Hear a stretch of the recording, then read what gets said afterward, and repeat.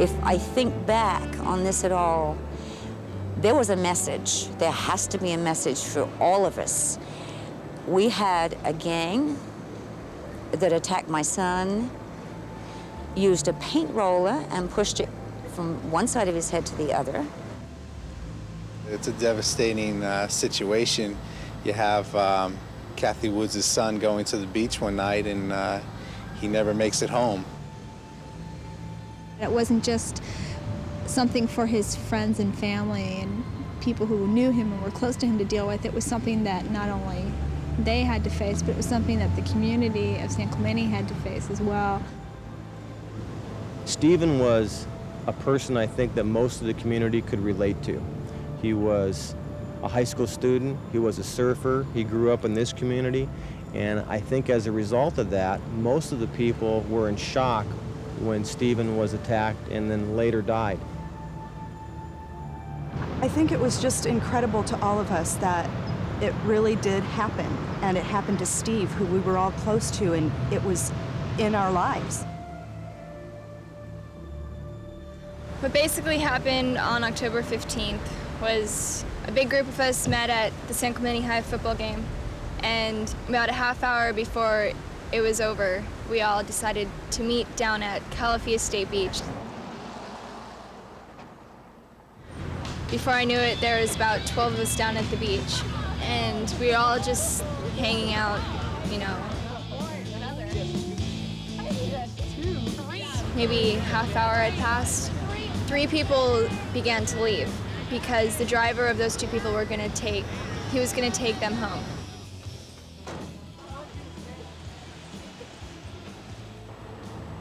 Right before he was out of the parking lot, some more cars came down. And at first I didn't think anything of it because I thought they were with us.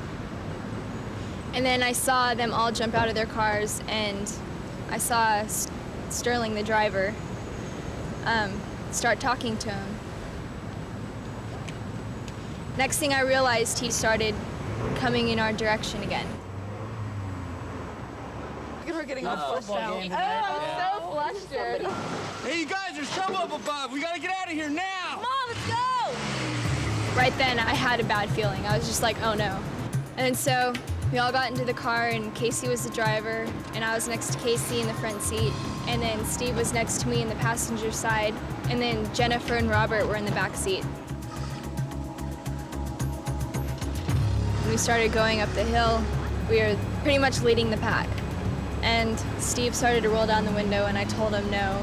All I just remember is glass shattering.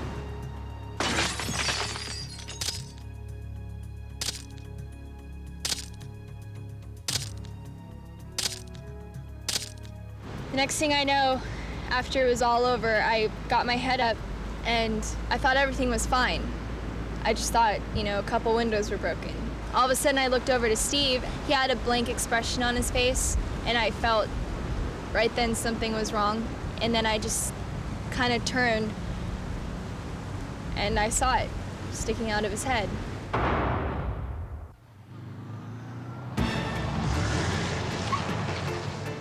We went straight to the San Clemente Hospital, the Samaritan Hospital. And on the way there, I just remember holding him, and I kept on telling him, we're going to the hospital, everything's gonna be okay, and just to hang on.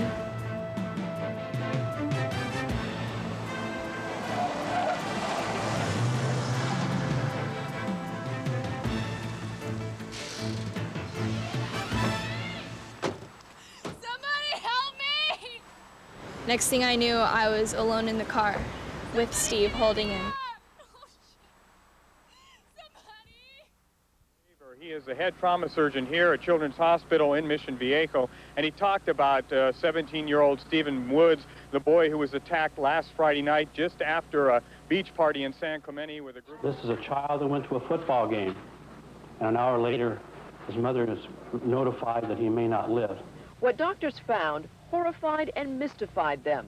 The metal bar of a paint roller had been thrust through the teen's skull. You can be assured that if he does wake up, that he's not going to be the way he was before he went to that football game. Sounded too strange to be true. So, and then we got the X-ray, and that's what told all.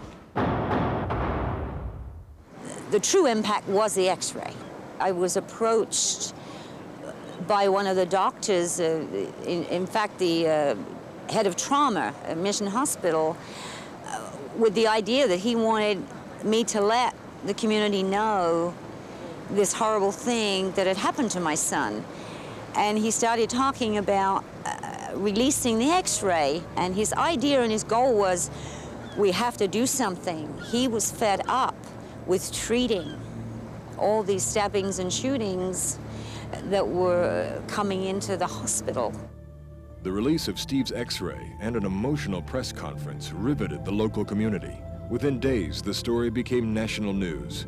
But what began as a mother's plea against youth violence soon became confused with other issues. Strong opinions from all sides led to finger-pointing.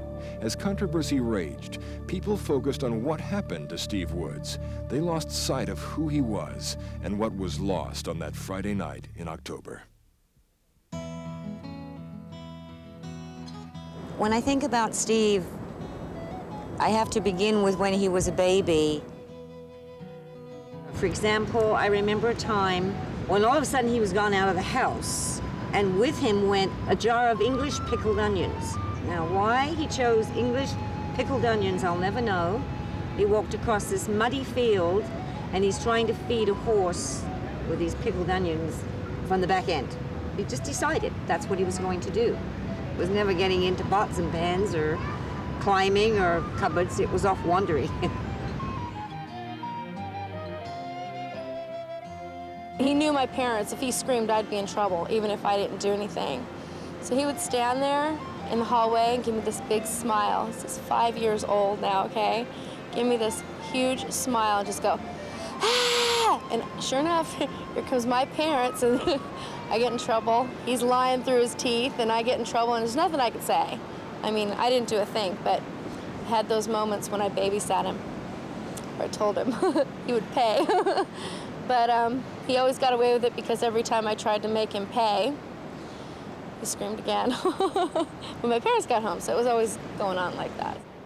He really became addicted to the skateboard. That followed on from the bicycle, and then that led into the BMX racing, which he got into at about 9 years old.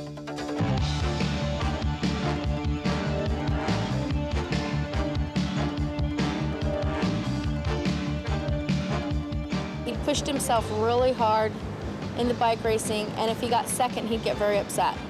And we'd say, wait a minute, you just raced a national with hundreds and hundreds and hundreds of kids your age in intermediate, and you came home with a second place trophy and you're upset about it? And yeah, he used to be very hard on himself. When Steve started school, he started in a Christian school. And at that time in his life, that ended up playing an important role. At our school, we have a very strict standard, and Stephen liked to push the limit. In a fun way, in a challenging way. He was obedient enough, but he liked to see how far he could go. He loved drama. He loved to act. He loved creative things. Much more so than sitting and writing reports, that's for sure.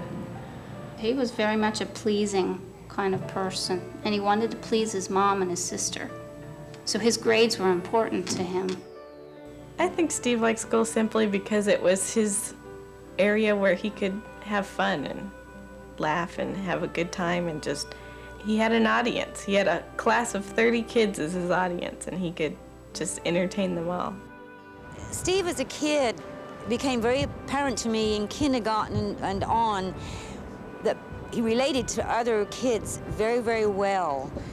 I used to get all these phone calls from these little kids. I used to answer the phone, who do you want? And, oh, is Steve in there? And they could hardly talk, you know, and he'd get on the phone, and it was always girls. And Stephen had this incredible smile that once he got started with this big grin that turned into a laugh, his classmates followed right along. I mean, he was definitely a leader and a trendsetter, and he did it with his sense of humor and his smile and his attitude. I had always wanted to move to San Clemente for about 12 or 13 years, and I discussed it with Steve, the fact of changing schools, and I suggested we drive down. And he just loved it. This is cool, Mom. This is, you know, I want to move here too. God, there's so many things Steve liked down here in San Clemente. Things like going to the movies and how it seemed everything was close-knit down here. He got into surfing real fast and took a class. Of course, he met a lot of surfers during that. A trail of sand and probably anywhere from 6 to 8 surfboards were stored on my balcony every day. We had wetsuits hanging everywhere. I mean, it was just total beach house, you know. He liked to surf and he liked to hang out with his friends. And basically that's pretty much how I knew him. He was very outgoing and popular, and he was a people person. I do distinctly remember he had a nice smile. You know, you look at him and he grinned and you grin back automatically without thinking about it. It was just one of those people that you liked right off the bat. I started working for Denny's as a waitress, and they needed a host or a hostess. And I recommended my brother because he was very responsible. Quite often in the restaurant business, the younger people in high school aren't equipped to handle the pressures and stress that are put on you in a restaurant. And he was great. He handled everything. He kind of took everything in stride. He was a host when he first started here, and he excelled so quickly that we made him into a waiter. He was really good. He was helpful, he was friendly, he always made the customer feel very welcome. But if there was a little joke or a prank of some sort played, you knew he was behind it. What the type of tricks he would play would be is to grab a couple ice cubes and put it in your apron pocket, and you would feel it melting like about 15, 20 minutes later. And you'd think, aha, that was Steven, or that was Shelley. But, you know, whomever was working at the time. Now, if both of them were working together, it kind of got to be a little nerve-wracking because, you know, it's like sibling rivalry. He got his sister in trouble by double sending her checks to the kitchen. He found a way to duplicate orders, and we were telling her, you know, you can't do that. You're wasting too much food. We wrote her up for it. And come to find out, it was Steve running by and hitting duplicate on the keyboard as her food was being sent to the kitchen on the computer. You would expect him to respond in a remorseful way or whatever, you know, because of what he did wrong, but he would joke about it, and not in a sassy, crass way or a disrespectful way towards you, just in a funny way. Outside of work, Steve, I know, enjoyed his truck. He had a black little Nissan truck that he was very proud of. He worried about working enough hours to make his truck payment, so that was a big part of his life. He more or less had his act together. He knew what he wanted to do, and he's always looking ahead into the future.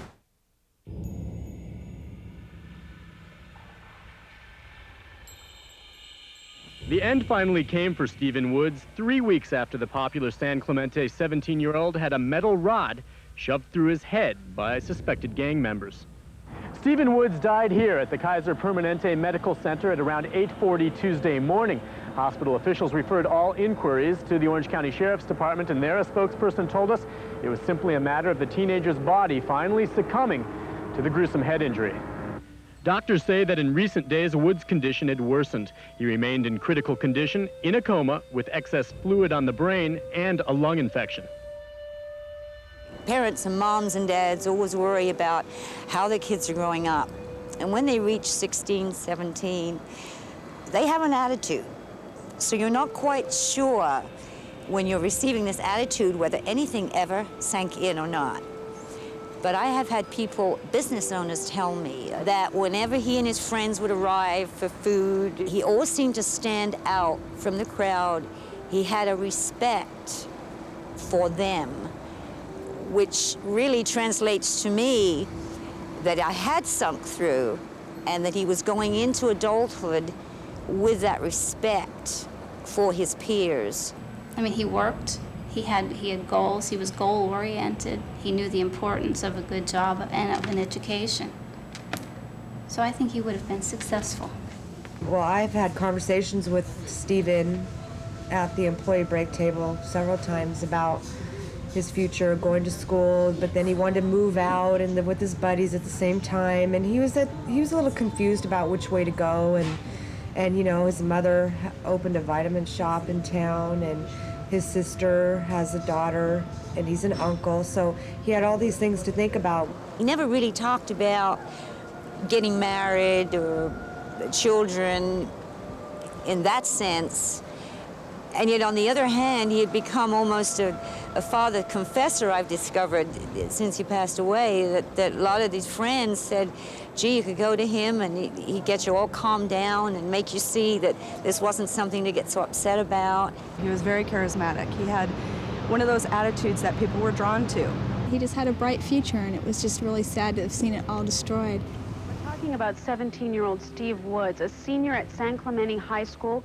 He's at Mission Hospital in intensive care in Mission Viejo. Now, according to police, what we suspect happened is 5 teens left the football game at San Clemente High Friday night. They headed down to Calafia State Beach. There they ran into gang members. Now, I heard about what happened to Steve on television. It was on a Monday night newscast.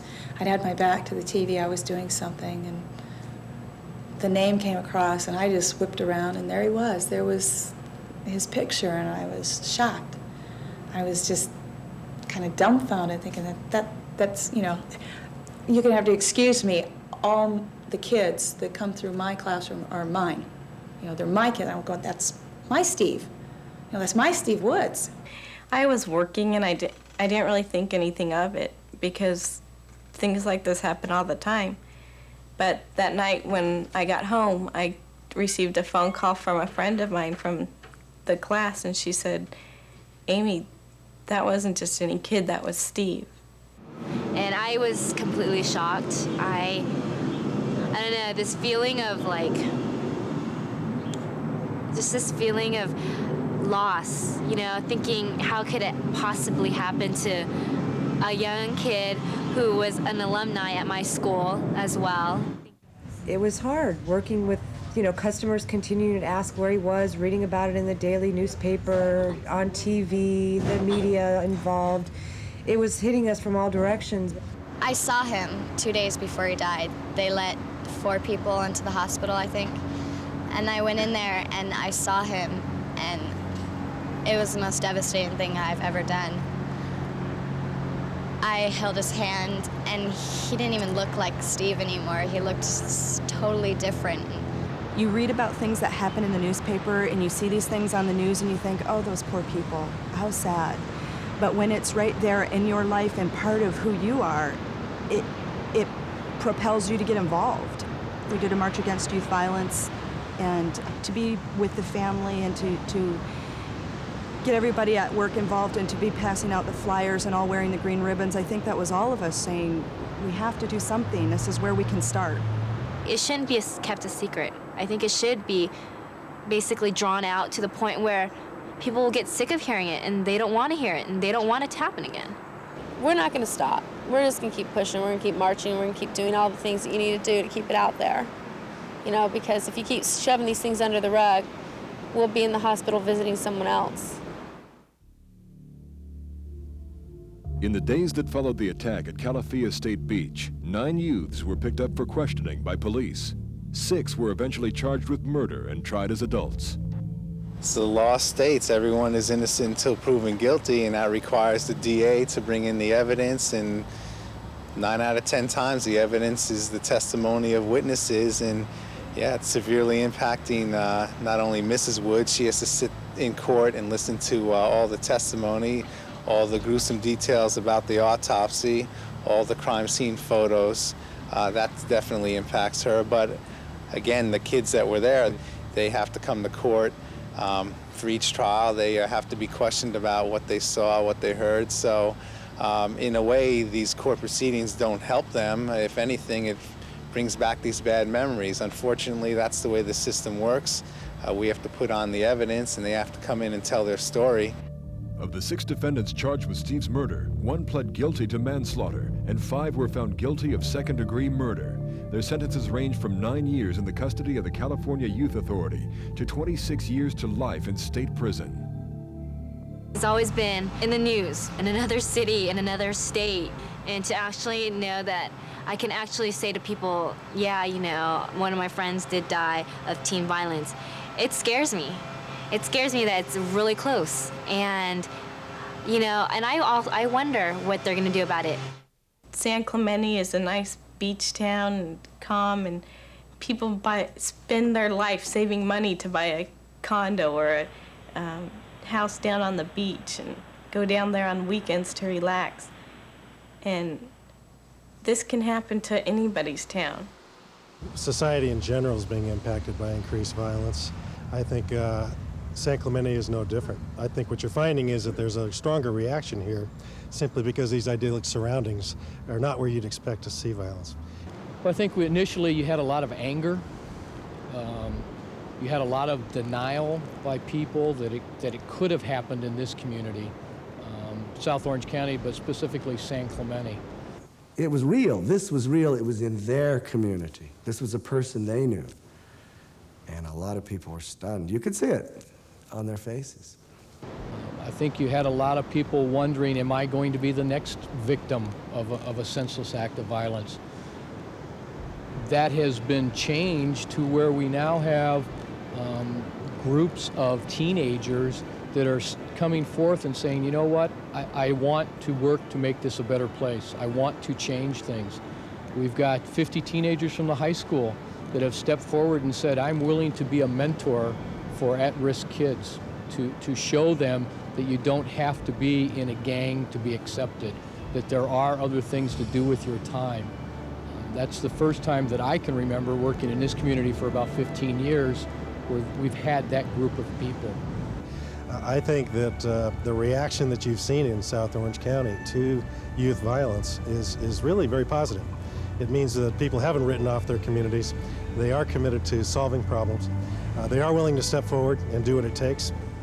We've expanded the number of clubs on campus. Our athletic programs have grown with leaps and bounds. We have many more course offerings for our students. We also offer many after-school programs now for our middle schools as well as the elementary schools. After-school programs where we take kids that are home alone after school and provide them with positive alternatives to hanging out on the streets or getting involved with the wrong crowds. Mentorship, connecting children that are at risk of getting involved with drugs or alcohol or gangs and connecting them with positive role models. We've reallocated our resources and put different emphasis on different parts of our community based on what the parents, the schools, and the churches are telling us they want. So from an enforcement aspect, we've done a tremendous amount, changed a lot. From a community aspect, they've changed a lot because we have awareness programs now. It had an impact that we responded to. There was recently an incident of a gang jump-in San Clemente, and the Sheriff's Department was alerted to that by many citizens. And I think that may not have happened a year ago. I don't know that anybody would have called. I think there was a lot of people turning their backs and looking the other way. And now when it's been publicized that, yes, we have gangs in this area and we need to do something to stop it, I think that the community has been able to accept that and say, okay, we need to do our part. An outgrowth of the situation became very positive because students started thinking more, started talking more, started to mediate their problems more, and they also became more vocal about what's happening away from school and after school and on non-school hours.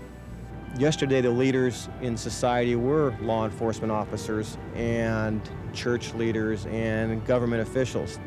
Today, if we're going to solve this problem, it has to be new leaders. It has to be community members from within who honestly feel and are dedicated enough to put an effort forward to solve youth violence as it relates in their community. You solve it in your community, and you'll solve it nationally and across the states. Well, it's like anything else. If you can't get the teenagers to buy into it, if they can't see that that's the way to go, it doesn't matter what we as adults, we as cops, we as leaders say to them. Unless we can change the way kids think and look and what they find to be acceptable behavior, we're not going to change it. If we can get kids to accept that change, we've solved the problem, or at least a good portion of the problem. What I hope will be learned from Steve's death is that violence is completely the wrong answer. And Steve's death, to me, was a waste. And I would hope that we would make a better effort not to waste another life. I just look at the whole thing as there has to be a message for each and every one of us. I'm just sorry it had to be my son that had to send the message. I miss him just being at work. He was a really great addition to our team. He was fun. He had the whole world ahead of him. He had everything going for him. I may not have been his best friend. I may not have known him the best, but you still miss somebody like that. Mostly, I miss his smile, definitely. He had a really welcoming and warm smile, and he gave that to everybody. The thing I miss most about Steve is his sense of humor. He could always make somebody laugh or cheer somebody up when they're down. His humor, I miss his humor. I miss his jokes. His presence. It's gone. I don't think it's sunk in. But I miss him. We lost a lot when this happened. Not only a friend, but it felt like we lost, to me it felt like I lost a part of myself. Because that night that it happened, when I was there holding him, I tried to do as much as I could, but there wasn't really anything I could do. And I felt helpless. And it just made me lose a lot of hope, I guess you could say. Because also I had a lot of hope throughout the 3 weeks, or however long it was. I also had a lot of hope that he was gonna pull through this, and he didn't. I hope Steve's not forgotten. I hope what's happened is not forgotten.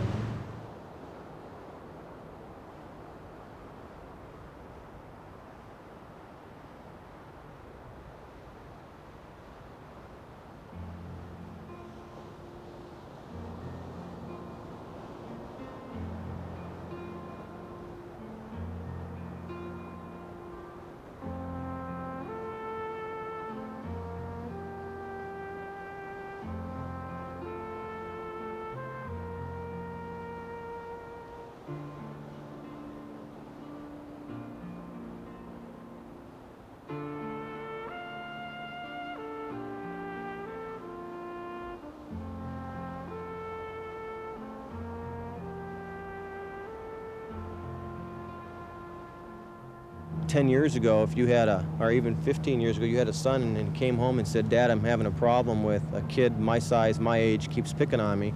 As a father, 15 years ago, you might have said, 'Son, I want you to go out there and you take care of it. Don't let him push you around. If you come home with a black eye, I'll be proud of you.' Today, a parent would be ignorant to say something like that because you don't know what your son's going to face. You don't know what that one individual's background is, and a parent would be wise today to teach their kids how to talk their way out of situations instead of using force or violence, because you don't know what they're going to come up against.